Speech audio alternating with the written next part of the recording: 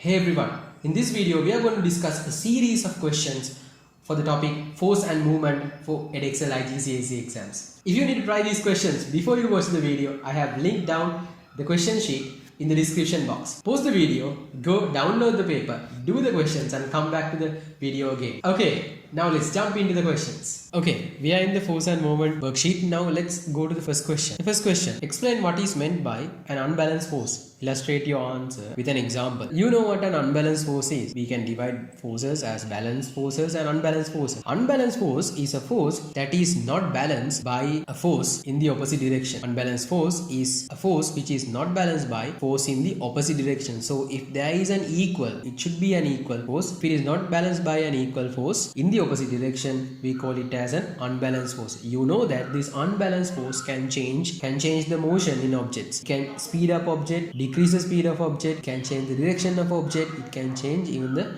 shape of the object. So changes are done. Acceleration and deceleration is done by an unbalanced force. If there is no unbalanced force, either the object is at rest or it moves with constant velocity. And they have asked, or the question says to illustrate, and then it's easy to illustrate. Now I have taken the example of accelerating car. This is not the only example in the world. You can take plenty of examples. Here I have chosen a car, a very nice car by the way. The unbalanced force is, there is an engine force, there is the engine force of the thrust force forward, engine force of the thrust force forward, and the air resistance is backward. But the air resistance is not equal. It's in opposite direction, but it is not equal to the engine force. Therefore, there is an unbalanced force forward which gives an acceleration to this car. There is a value given as 10 meters per square second. Anyway, meters per square second is the unit of acceleration. Since there is an unbalanced force, this car is accelerating. How is it shown?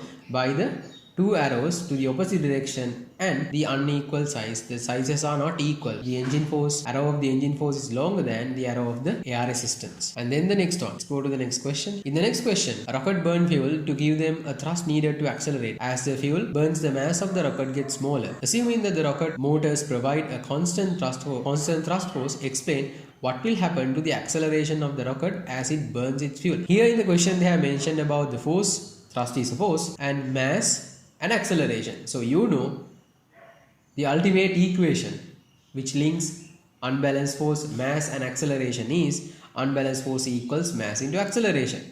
The derivative of this Newton's second law, F equals ma. So we can use F equals ma to solve this question. Here we are using the equation F equals ma, unbalanced force equals mass into acceleration. If the thrust force or the unbalanced force of the car engine is constant, and then if mass of the rocket decreases, what will happen? If F is constant and the mass decreases, the acceleration has to increase, because when the force is constant, mass and acceleration are inversely proportional to each other, which means when one decreases, the other should increase. Let's move to the next one, the third one. It's a calculation question. Calculate the force required to make an object of mass 5 grams. Now you have to be careful with the units, because in the equation F equals ma, F is in newtons, m is in kilograms, and a is in meters per square second. Now mostly newtons and meters per square second will not change, but very frequently the mass can change. The question can be given in different units of mass, so you need to convert this into kilograms before you substitute in the equation. So it's given in grams, which means it is equal to 0.5 kilograms. We have substituted in the equation F equals 0.5 kilograms into 4 meters per square second, which gives the answer as 2 newtons. That's easy, just an application, a substitution for the F equals ma equation. The only thing is that you need to be thorough with the unit conversions, and you need to be familiar with the units, and you need to know that m is in kilograms and a is in meters per square second. The next question, the B part. An object accelerates at 0.8 meters per square second when the resultant force. Okay, what do you mean by resultant force? Resultant force is a synonym for the unbalanced force. So resultant force means basically the unbalanced force. The unbalanced force here is 200 Newton, and then we are going to calculate the mass. So again the same ultimate equation, F equals ma, unbalanced force equals mass into acceleration, but we need to do a rearrangement here because we need to find the mass. So if F equals ma, m equals F divided by a, force divided by acceleration, or unbalanced force divided by acceleration. So the unbalanced force is 200 Newton and the acceleration is 0.8. Once we divide 200 by 0.8, we get the answer 250. And remember, if we sub the units in newtons and meters per square second, we'll get the mass in kilograms. Right, that's done. Let's go to the next question. Calculate the acceleration that is produced by a force of 250 Newton acting on a mass of 25 kilograms. Okay, again a rearrangement. Equation is F equals ma and A equals F divided by m. So the force, unbalanced force, is 250 Newton, mass is 25 kilograms. So A equals 250 Newtons divided by 25 kilograms, which gives us the answer 10 meters per square second, because it is acceleration. And then we are going into the next part. So this is from the stopping distance, thinking distance and braking distance. Just before we go into the question, I'll recall what stopping distance, thinking distance, braking distance means. When a vehicle is moving on the road, when there is a hazard or an obstacle, the driver sees it. Before the driver brakes, from the time driver observes the hazard until he applies the brakes, there is a particular time. In that time period, the vehicle moves forward. So the distance that the vehicle moves from the time the driver sees the hazard until he applies the brake is known as thinking distance. And this is affected by the driver's condition. What are the driver's condition? The reaction time of the driver, the visibility, and whether the driver is under the influence of drugs or whether the driver is sleeping. All the factors depend mainly centered on the driver. Well, what is the next? Once the driver applies the brake, the car will not stop instantaneously. It will move some distance until it stops. So the distance that the vehicle travels from the time the driver applies the brake until the car stops is known as braking distance. So the summation, the sum of thinking distance plus braking distance is the overall stopping distance. Let's go into the question. Thinking distance. So thinking distance is the distance that a car travels from the time the driver sees the hazard until he applies the brake, and there is no deceleration during this time period. And the braking distance is the distance traveled by the car from the time the driver applies the brake until the car stops. What is the stopping distance? Stopping distance is the sum of thinking distance plus braking distance. So the next question, it's also on the same part, same section of the lesson. State the factors affecting the braking distance. Now in the previous question I told you the factors that affect the thinking distance, but the braking distance depends on the car and the road. So the car's condition, the road condition affects the braking distance. Mainly the speed of the car. Higher the speed, higher the difficulty. If you go back to your notes and check, there is a graph in the note. So for those who need notes, I'm very generous and sharing notes with you. Go to my website and you can download free notes if you are seeking notes for the IGCSE exam.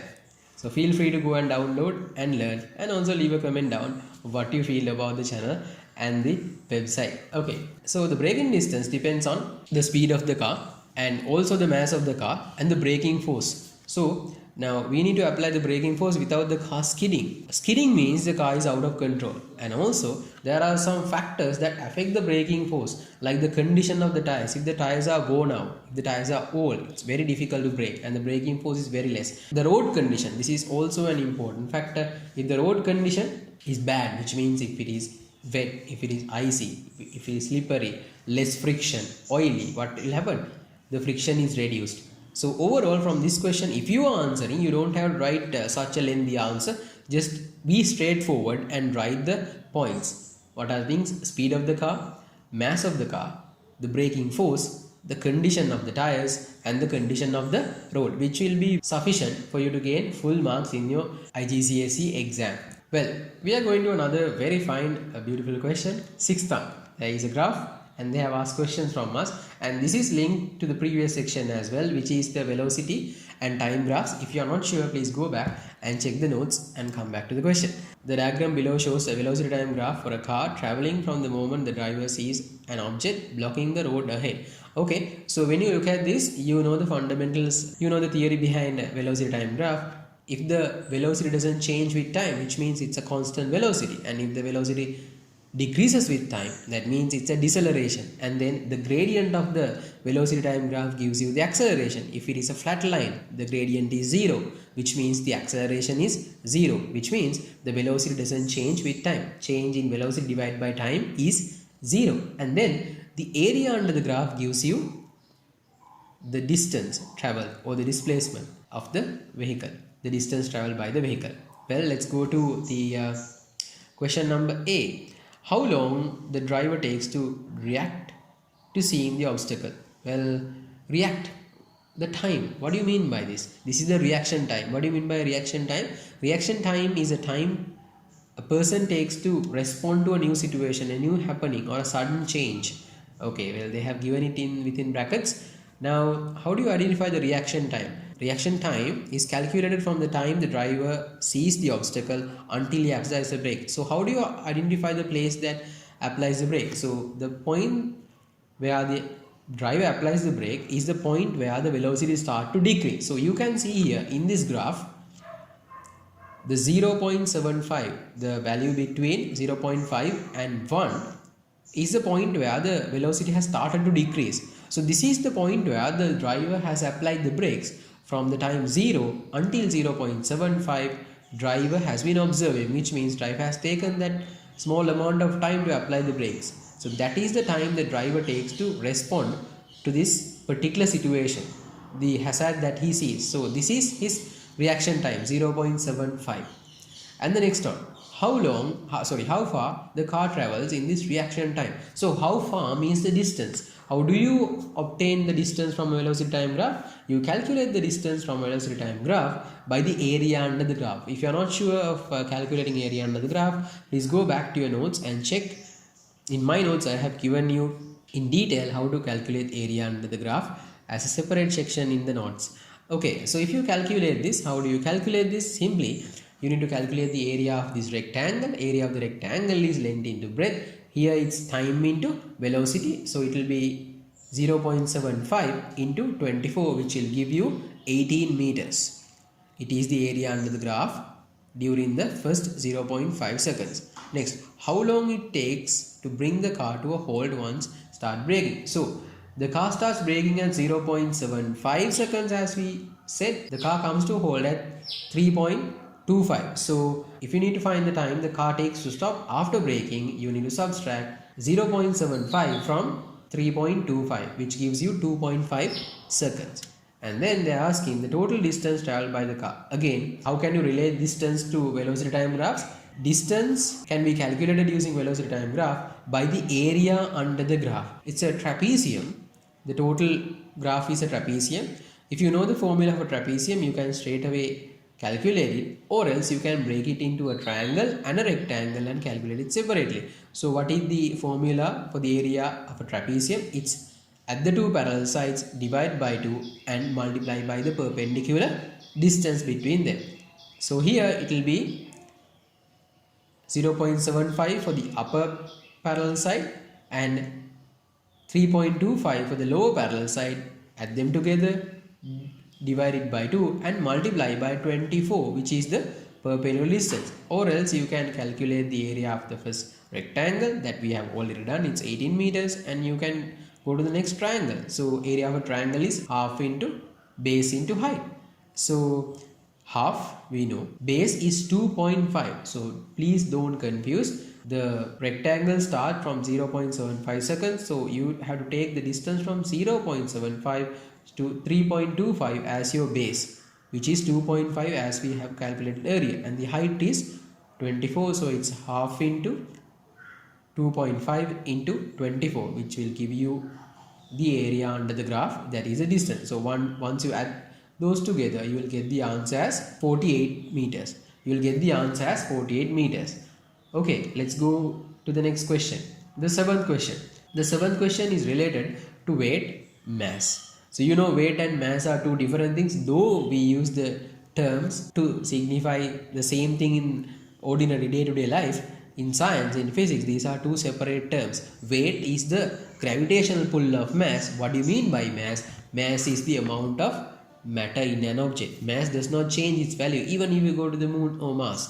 But weight changes as the gravity changes, and mass is not a force, weight is a force. Therefore, weight is measured in newtons, mass is measured in kilograms, and weight is measured using force meters, Mass is measured using scales and balances. But the beauty is you can relate them, you can convert mass into weight and weight into mass if you know the value of gravity. Let's read the question. Calculate the weight of an apple of mass 100 grams. So what is the mass of the apple? 100 grams.